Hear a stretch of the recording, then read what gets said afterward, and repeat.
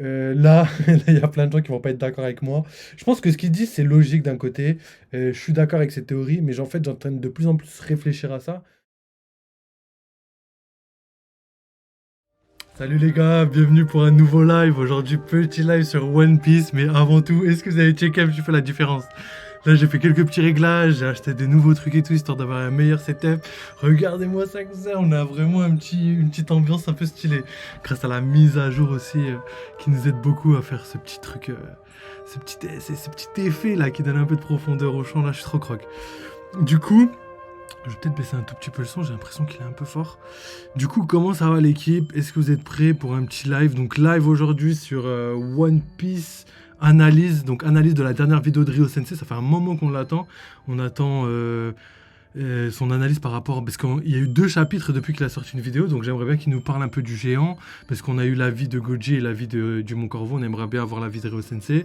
Et il y a aussi le dernier chapitre où Luffy dévie la lumière. Donc le Mont Corvo avait parlé d'un dieu de la lumière un petit peu. Enfin, c'était dans le titre, mais eux, ils disaient plus que Luffy était capable d'absorber, ou je sais pas, ou de renvoyer la lumière, je sais pas. Enfin, que c'était la lumière du monde, l'aube nouvelle, etc. etc. Donc, totalement possible. Mais Ryo Sensei, je sais pas s'il est de cet avis-là, mais d'après la miniature, j'ai l'impression que c'est un petit peu là où il veut en venir. Mais j'en suis pas totalement sûr. On verra bien de toute façon, on verra ensemble. Ensuite, en deuxième partie, enfin pas en deuxième partie, mais juste après, on regardera une vidéo de One Piece Passion, parce que ça fait très longtemps, extrêmement longtemps que je le regarde et que j'ai pas fait encore d'analyse. Et je voulais analyser un petit peu ces vidéos et tout, donc on va essayer de choisir une bonne vidéo, parce que je vois il fait beaucoup de réactions, enfin réactions critiques. Je préfère écouter une critique analyse avec un peu de théorie que une réaction live. Donc ça va peut-être une ancienne critique analyse, je sais pas s'il en a sorti une, donc on va aller checker tout ça en vidéo. Et pour terminer, en deuxième partie de live, je pense les gars, on va retourner sur Elden Ring. J'en peux plus, ce jeu il m'éclate trop. Je suis en train de rouler sur les boss, je suis trop content. Enfin, quand je dis rouler, ça veut dire que je peux mettre 1 heure et demie sur un boss, tu vois. Je mets pas des jours et des jours, par exemple, comme God of War, les derniers boss les plus durs du jeu. J'ai eu besoin de plusieurs jours de travail acharné pour pouvoir apprendre le pattern par cœur, etc. Pour pouvoir les battre. C'était hyper dur. Il y avait en plus différentes façons de les battre. Et c'est ce qui m'a aidé à les battre. Mais pour l'instant, Elden Ring, on n'est pas à ce stade-là. Sachant que quand dans God of War, j'étais vraiment level max et je galérais à ce point-là. Et là, dans Elden Ring, je suis, on va dire, à un tiers de level. Je dois être entre 60 et 65, je crois. Et on peut aller jusqu'à 150, je crois. Donc je suis pas loin de la moitié. C'est comme si c'était si avec 100 levels, je crois que je serais au level 50, tout simplement. Donc à la moitié du jeu en termes de level. Donc voilà, je pense qu'on est parti les gars, là je suis hyper excité, je suis trop content, voilà c'est top et tout, moi je trouve ça trop joli. Du coup on améliore un peu la qualité, ça me fait plaisir, on va avoir un meilleur rendu sur les prises vidéo studio si ça veut bien marcher. Des fois le focus il disparaît, fallait que je parle, t'as vu, je l'ai dit, hop, ça a disparu. Enfin bon, donc on voit ça tout à l'heure et bah let's go pour le petit live. Donc on a ici la vidéo de Ryo Sensei. Est-ce qu'on commencerait pas par ça? Je vois elle dure 27 minutes. Je pense qu'on devrait, ouais, on devrait se lancer directement là-dessus parce que ça va prendre un peu de temps. Donc avant de lancer, je vais couper juste vite fait la musique et c'est parti les gars. Let's go.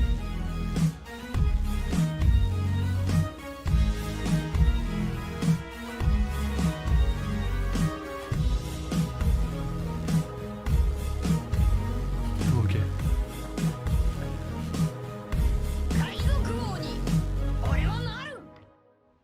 On est Bonjour à parti les tous, gars. c'est le Seigneur Sensei, j'espère que vous Ah allez les bien. Dans belles les deux images là. derniers, on a vu l'amiral Kizaru contre Sentomaru, puis l'amiral Kizaru contre Luffy Snakeman. Kizaru l'a envoyé au loin, le Dom le fait beaucoup de dégâts par 2 fois, et les choses sérieuses commencent enfin. Luffy Gear 5 contre Kizaru. On y est, on a enfin l'affrontement entre Luffy, l'empereur, et Borsalino, l'amiral. Mais qu'en D'ailleurs, est-il des rapports de force? Qu'en est-il de l'équilibre du monde?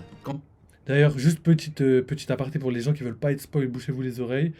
Mais j'ai entendu dire, d'après les spoils, que le prochain chapitre, Luffy et Kizaru, ça va être vénère dans le sens où je pense que Luffy va enfin utiliser tous ses pouvoirs en mode je rigole pas. Et Kizaru, je sais pas s'il va tenir, mais j'en doute malheureusement, j'en doute. On avait plutôt l'impression que, d'après ce qu'ils ont dit, que Kizaru était en mauvaise posture dans le prochain chapitre et que le combat va pas durer une éternité non plus. Donc, let's go, on va regarder tout ça. Instance qu'est la marine. Qu'en est-il d'Akainu? Après avoir factuellement prouvé les limites de Kizaru, est-ce que Kizaru pourrait faire contre Luffy? On verra tous les sujets évoqués plus tôt. Préparez-vous, c'est parti. Baisse un peu le son parce que j'ai l'impression que c'est un peu fort. Dans le monde vaste et mystérieux de Grand Line, un nouvel objet a été découvert. Il a révolutionné la manière de dormir des pirates et des marines. Vous vous demandez comment finirait Kizaru après un bajang de Luffy? Eh bien, il finirait par faire un gros dodo. Et comment faire pour que sa convalescence se passe bien? Ça, c'est Laissez-moi vrai. vous présenter les produits de Emma. Emma est une Oh. marque européenne reconnue dans le domaine de Il la a bien médecine, introduit en sa pub particulier parce pour que je ses me dis, matelas mais comment ça dans One Piece ils vont dormir, je sais pas quoi, j'ai pas compris. Mais il a bien introduit, on s'y attendait pas, hein. Je crois que c'est là. Rob Lucci contre Zoro. On aura besoin. Donc là, pour l'instant, d'ailleurs, je voulais juste vite fait en revenir à ça. J'ai l'impression que pour lui, Rob Lucci, il est pas du tout d'un niveau égal à Zoro. Enfin, à peu près.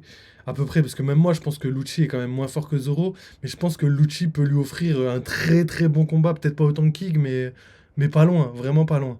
Donc je pense que lui, il est à tout autre avis et qu'il est vraiment d'avis que Lucci va se faire manger par Zoro.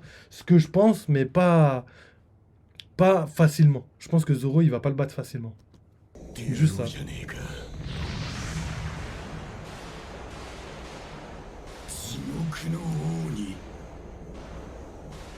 On va d'abord parler du combat Rob Lucci contre Zoro. Ce combat est intéressant pour plusieurs raisons. Mais il y a une certaine incompréhension par rapport au niveau de Lucci. La question est, a-t-on la preuve que Lucci a le niveau de Zoro? La réponse est non. Faisons un parallèle pour comprendre. On est sur Punk Hazard, Zoro contre Monet. Zoro voit que Monet est un Logia. Il décide donc de la combattre. On va superposer avec Lucci. Egghead est une île technologique avec un scientifique de génie. Punk Hazard est une île technologique avec un scientifique de génie. C'est exactement pareil. Monet attaque Robin, Lucci attaque Stussy. Et Zoro pour affronter Monet et Lucci. Puis on peut voir un combat avec échange de coups entre Monet et Zoro. Tout comme pour Lucci et Zoro. Zoro est assez essoufflé et Monet attaque Nami. Zoro bloque Monet, donc il est possible que sur Egghead, Lucci use une telle stratégie, dans le futur, mais ce n'est pas le plus important. Ce parallèle fonctionne avec Lucci et Kizaru. Zoro, qui est supérieur à Monet, est capable de la one-shot, il est capable de la battre en un coup. Pourtant, Monet aurait pu ôter la vie de Robin. Elle allait ôter la vie de Chopper. Son intervention de Nami, pour Chopper, c'est terminé. Elle aurait pu ôter la vie de Nami si Robin n'était pas intervenu. Tout ça alors que le combat contre Zoro a été engagé. Donc, voir Kizaru qui attaque Usopp alors que le combat est engagé avec Luffy, ce n'est pas surprenant. Pour rappel, Zoro pouvait one-shot Monet. Pourtant, sans l'intervention de Robin et Nami, Senakama aurait perdu la vie. Certains pensent que si Luffy n'a pas one-shot Kizaru et que Zoro n'a pas one-shot Lucci, c'est parce qu'ils sont de niveau équivalent. Sauf que non, ça ne marche pas comme ça. Alors, pour l'instant, je suis d'accord avec exactement tout ce qui se dit. Tout ce qu'il a dit, là, je suis d'accord. Même par rapport à ma théorie où Lucci serait pas très loin. Pour moi, là, c'est... Moi, c'est pas mon avis. C'est pas parce que Zoro n'a pas one-shot Lucci que j'ai l'impression que Zoro est plus fort que Lucci. C'est pas pour ça. C'est vraiment la construction du chapitre, la manière dont Oda a dessiné les cases pour le mettre. Regardez la case, juste là, la case qui montre à droite, ici. On voit clairement que Lucci, par rapport à Zoro, il est plus avenant. C'est-à-dire qu'il a pas le dessus, mais on dirait que la manière dont Oda a représenté la scène, après c'est peut-être fait exprès, c'est peut-être scénaristique, tu vois, mais la manière dont Oda a représenté la scène, il a mis Lucci en hauteur par rapport à Zoro, et il a mis Lucci en attaquant, c'est-à-dire c'est Lucci qui attaque, et Zoro en défenseur. Donc c'est ça qui me donne l'impression que Lucci a un niveau pour donner un très bon combat à Zoro. Par contre, pour moi, ils sont pas de niveau équivalent, mais je pense qu'ils sont de niveau suffisamment proche pour pouvoir avoir un beau combat et mettre en déroute Zoro. Parce qu'après, scénaristiquement, Zoro, il peut pas perdre. Pour moi, c'est impossible. Je veux dire, jusqu'à la fin du manga, jusqu'à son combat contre Mio, et qu'il peut plus perdre, c'est plus possible. Donc, dans tous les cas, juste à partir de cette information, le combat Lucci-Zoro, logique, le Zoro gagne. Donc déjà, ça, on est tous d'accord. Normalement, si vous n'êtes pas d'accord, c'est qu'il y a un problème, les gars. Si vous pensez que Zoro peut perdre à un moment donné dans le manga, c'est pas possible. Ou sinon, il faudrait qu'il y ait une vraie symbolique en rapport avec son rêve. Sinon, c'est impossible. Ensuite, en termes de niveau équivalent, c'est justement le fait que Zoro lui dit qu'il n'a pas le niveau pour combattre le capitaine. Lucci lui répond que lui, il a le niveau peut-être pour arracher la vie du premier commandant de Luffy, donc Zoro. Et pour moi, cette phrase, elle en dit beaucoup. Pourquoi Zoro, il dit qu'il n'a pas le level pour tuer le capitaine, mais il se met pas en avant. Enfin, c'est bizarre. Je trouve ça juste bizarre la manière dont il a amené la phrase. Pourquoi il dit tu n'as pas la force d'affronter le capitaine et il sous-entend qu'il a la force plus d'un commandant. Sinon, pourquoi il n'aurait pas dit tu n'as même pas la force de m'affronter moi, pourquoi tu veux essayer d'affronter le capitaine? Tu vois, une phrase comme ça, par exemple. Donc, pourquoi Oda? Après, comme je l'ai dit tout à l'heure, ça peut être scénaristiquement. C'est-à-dire que peut-être Oda veut mettre le doute un petit peu pour rajouter un peu de piment au chapitre, et il veut mettre le doute, et du coup, il met en avant ces deux petites phrases, histoire que le lecteur doute ce que je suis en train de faire. Mais ça peut être soit ça, ou soit ça peut être le fait qu'il ait un niveau... pas premier commandant. Pour moi, Lucci, il n'a pas le niveau premier commandant. Il n'est pas égal à Zoro. Mais il est très proche de Zoro et il peut lui faire de sérieux dégâts. Et avec, par exemple, je sais pas moi, un coup dans le dos à la Stussy, par exemple, il pourrait battre Zoro, tu vois. Il pourrait. C'est que hypothétique. Pour moi, c'est pas possible. On l'a dit juste avant. Pour moi, c'est pas possible. Zoro ne peut pas perdre. Mais on continue ensemble, les gars. Leclerc, Monet. Si vous pensez que le chapitre prouve que Lucci est le niveau de Zoro, alors qu'en est-il de Monet? Si on s'arrête là, c'est pareil. Rob Lucci a dit qu'il allait perdre connaissance après un seul coup de Luffy sans qui des rois offensif. Est-ce que Zoro perdrait connaissance après un seul coup de Luffy sans qui des rois offensif? Bien sûr que non. Pour en revenir à Kizaru qui attaque les Mugiwara, c'est pareil. Monet combattait Zoro, pourtant elle a failli prendre les vies de ses amis. Pour le combat Zoro contre Monet, si on s'arrête là, alors on peut dire que Monet a le niveau de Zoro. Comme pour Lucci avec le Gear de Luffy. Ça, je suis si on entièrement s'arrête là, d'accord. il est proche du niveau. Pourtant, ce n'est pas le cas. Ce qui est aussi intéressant, c'est le visuel du combat. Zoro contre Monet. Il l'affronte comme si prendre le dessus était compliqué, alors qu'en réalité, il le peut, et même rapidement. Il lui dit « Tu m'as sous-estimé ». Ce sont les mêmes mots qu'il a dit à Lucci. Et avec une technique, il a battu Monet. Donc pour Lucci, c'est pareil. Ce n'est pas avec un échange de coups qu'on parle d'égalité. Zoro a battu King le second Kaido. C'est un peu comme Luffy qui a battu Kaido, l'empereur, avec un Bajrang. Les deux ont des techniques pour éradiquer l'adversaire. Reste à voir si Lucci peut réellement encaisser. Ce qui est compliqué au vu du combat contre Luffy. On ne détermine pas un niveau sur une seule case sans prendre toute l'œuvre en compte. Par contre, là, c'est vrai qu'on a eu trop peu d'informations. Là, je le rejoins sur le fait qu'on a eu trop peu d'informations et on peut que imaginer. On peut que imaginer la suite. Donc c'est pour ça que moi je donne comme je l'ai dit au début de la vidéo, je donne deux théories. C'est-à-dire ma première théorie, soit c'est scénaristiquement amené par Oda, comme je l'ai dit, soit c'est vraiment qu'il y a un level, je dirais pas équivalent, j'oserais pas dire ça. Tout voir, les sources officielles, la situation, le contexte, les pouvoirs, les statuts, etc. On m'a écrit en commentaire que Luffy dit à Zoro « Veux-tu de l'aide ?» Ce qui voudrait dire que Zoro est l'égal de Lucci et qu'il peut perdre. Mais si on prend toute l'œuvre, on voit que par exemple, on a Luffy qui part sur Jaya pour éclater Bellamy. Et Zoro lui demande « Tu veux que je t'aide ? Bellamy est-il l'égal de Luffy ?» Bien sûr que non. Maintenant que ça c'est dit, parlons du Haki des rois de Zoro. L'utilise-t-il contre Rob Lucci? Utilise-t-il le Haki des rois offensif? Après, durant leur échange, les épées de Zoro ne sont pas imbibées de HDA. Le Wado Ishimanji. Après, c'est ça que je veux pas. Là, je vais être peut-être pas trop d'accord avec ça, dans le sens où je pense pas que Zoro maîtrise encore le Haki des rois. Comme on l'a vu contre King ou contre Kaido, lui-même n'est même pas au courant qu'il peut utiliser le Haki des rois. Je pense qu'il le maîtrise pas. Je pense qu'il est quand il est dos au mur. À un moment, il va le maîtriser. Ça se peut que ce soit sur cet arc. Ça, je veux bien vous rejoindre. Mais là, à mon avis, il n'a pas le contrôle du haki des rois. Et pour ce qui est du haki de l'armement, si je me trompe pas, il a dit à Mihawk, enfin c'est plutôt Mihawk qui lui a dit qu'il fallait absolument utiliser le haki de l'armement tout le temps parce que sinon ses lames s'abîmeraient.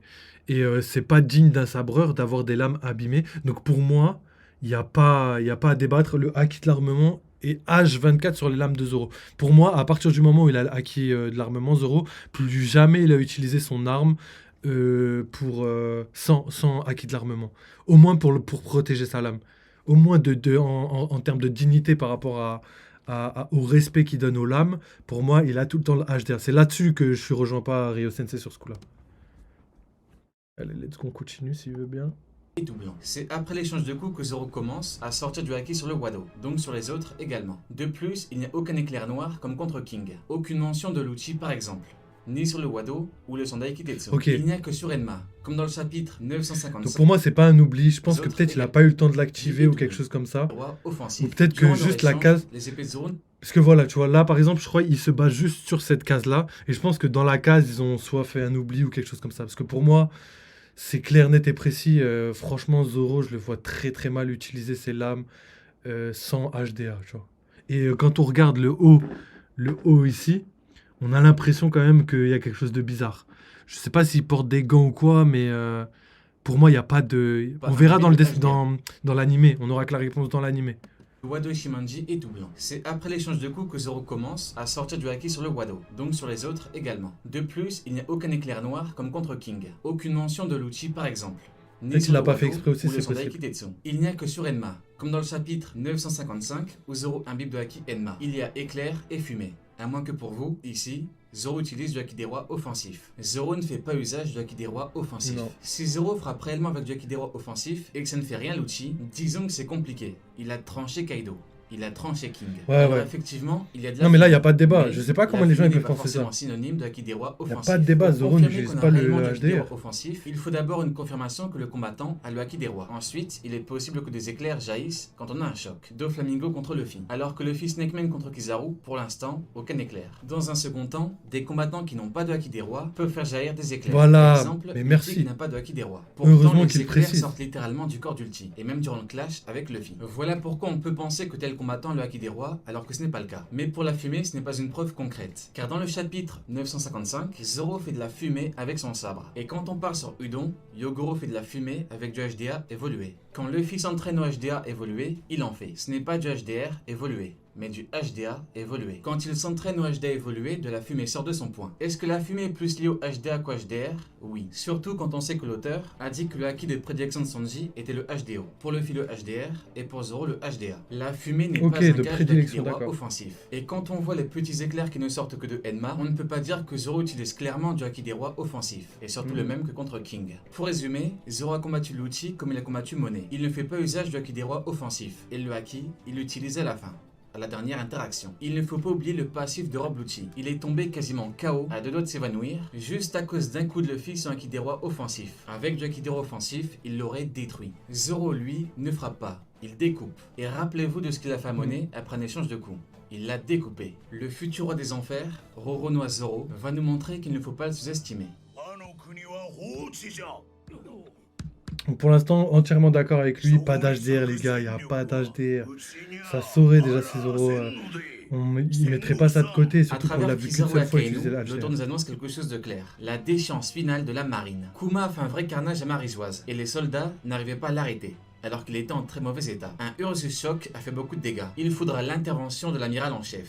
Akainu sort enfin de son bureau après des années à crier et à se plaindre. Il est enfin en mouvement. Il est arrivé et a voulu le stopper. Première chose importante, on note le fait que devenir amiral en chef ne l'a pas dispensé d'être à la botte des dragons célestes. Ça ne l'a pas Pas le dispensé choix, de se pas le faire choix. insulter, d'être considéré comme un petit chien. L'effroyable chien rouge s'avère être en réalité le petit chien obéissant des dragons célestes. Il le Petit méprise, chien il ne le obéissant. considère pas, il l'insulte. Un dragon céleste lui dit « J'ai commandé un homard ». Il se plaint. « Comment tu pu laisser les réserves s'épuiser? Tu as permis à quelqu'un de nous faire du mal.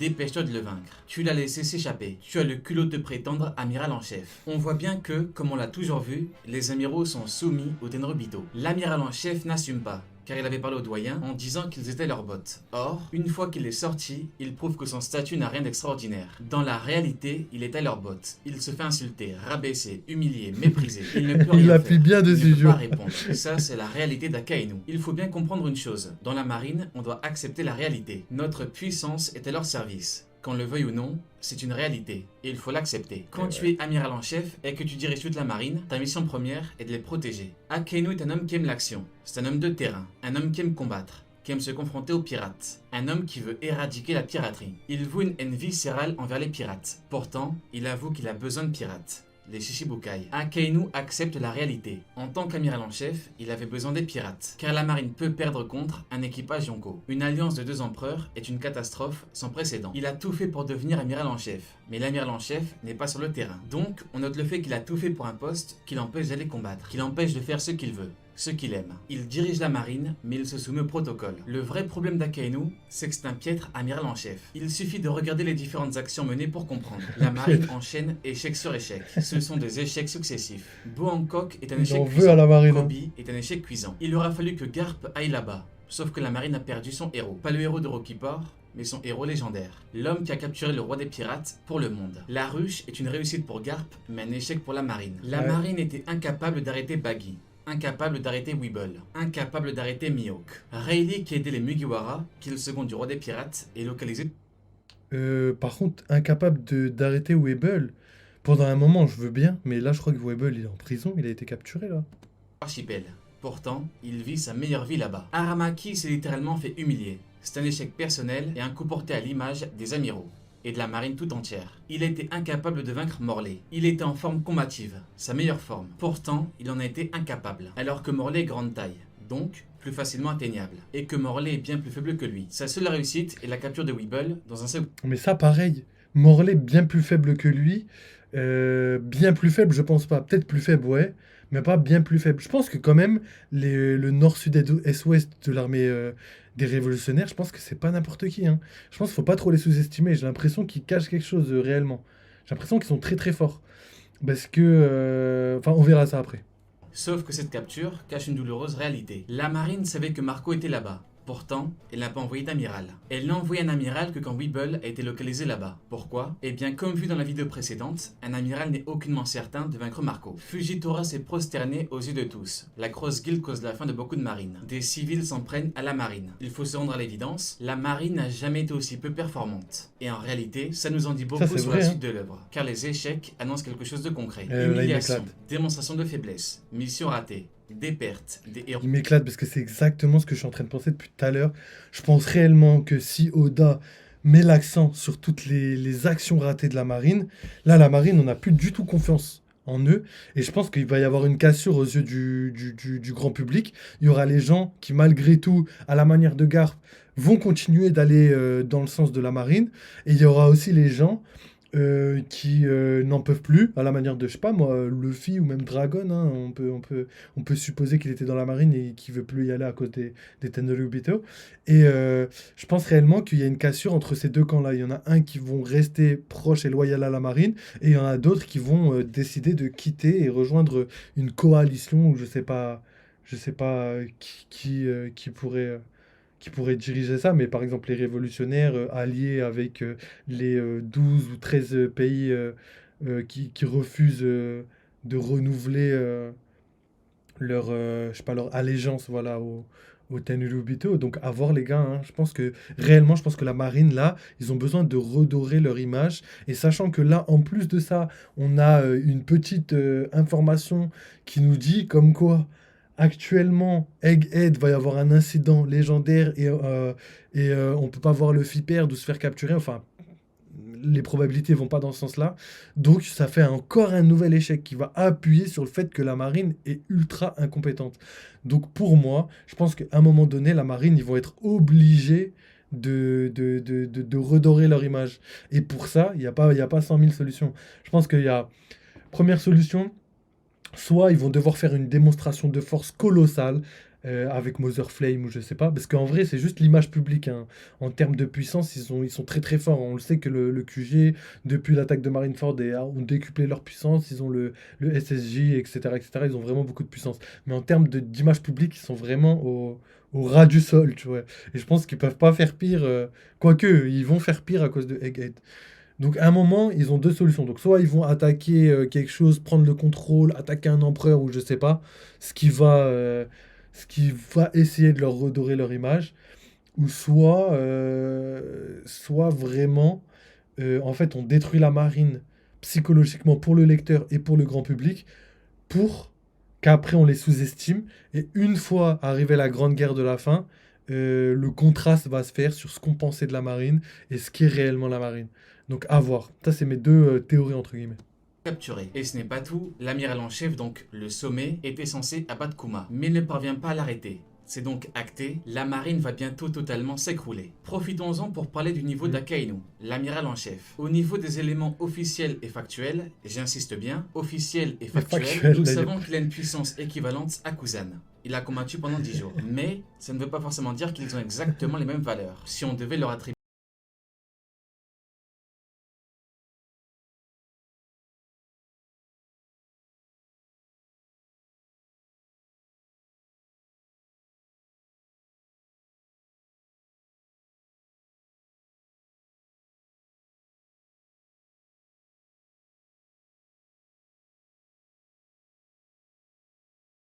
que Akainu soit plus fort que Kuzan et qu'il soit proche d'un niveau d'un empereur.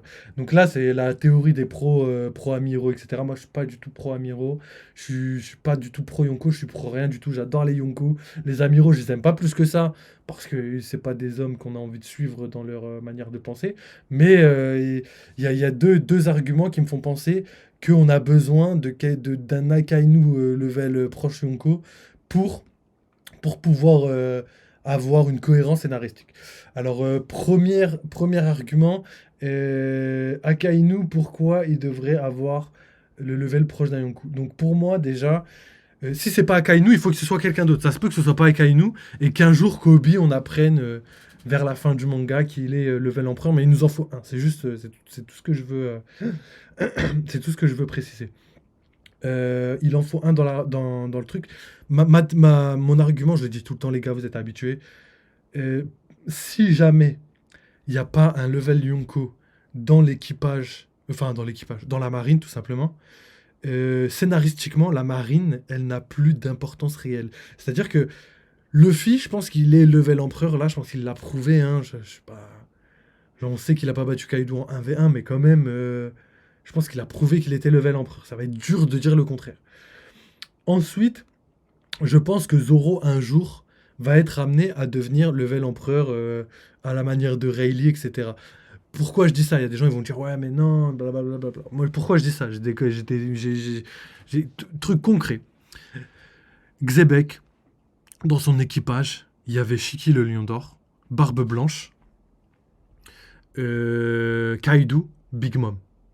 Donc il y avait 4 levels empereurs dans l'équipage de Xebec. Et que ça m'étonnerait pas qu'en face, dans l'équipage de Roger, il y ait à peu près 3-4 empereurs. C'est-à-dire Kaban, Rayleigh, peut-être encore un autre, je sais pas, ou peut-être que 2. Ou peut-être Boulette, hein. Boulette, on sait pas, hein. Peut-être qu'il avait le level empereur en 1v1, je sais pas. Mais en tout cas, ça m'étonnerait pas qu'en termes de level, il faut que ce soit équitable, tu vois. Ils n'étaient pas empereurs à l'époque, mais ils avaient le potentiel d'un empereur et ils sont devenus empereurs. Donc pour moi, c'est exactement pareil. Luffy, il est voué à devenir roi des pirates. Donc pour moi, ils vont avoir des levels empereurs dans leur équipage et potentiellement des levels empereurs plus tard, après la fin du manga. Donc à voir les gars. Mais je pense réellement que c'est possible. Ensuite, donc ça, c'est le premier argument par rapport à Akainu, qu'il faut qu'il soit... c'est un argument scénaristique. Deuxième argument, donc c'est pas un argument de taille, mais je pense que c'est un argument qu'il faut prendre en compte. Akainu, il s'est battu contre Kuzan après la guerre de Marineford. Et pour moi, clairement, je pense. Déjà, Akainu a gagné contre Kuzan. Donc forcément, il est plus fort que Kuzan. Feu, magma, glace, magma a gagné.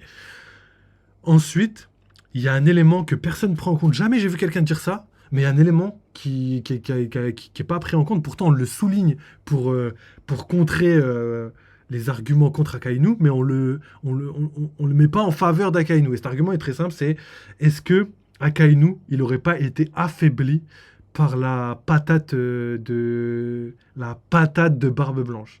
Est-ce qu'il n'aurait pas été affaibli? Tout le monde dit que depuis que Barbe Blanche lui a mis sa patate pendant Marineford, il marche de travers. Du coup, ça voudrait dire que Barbe Blanche était d'un niveau nettement au-dessus.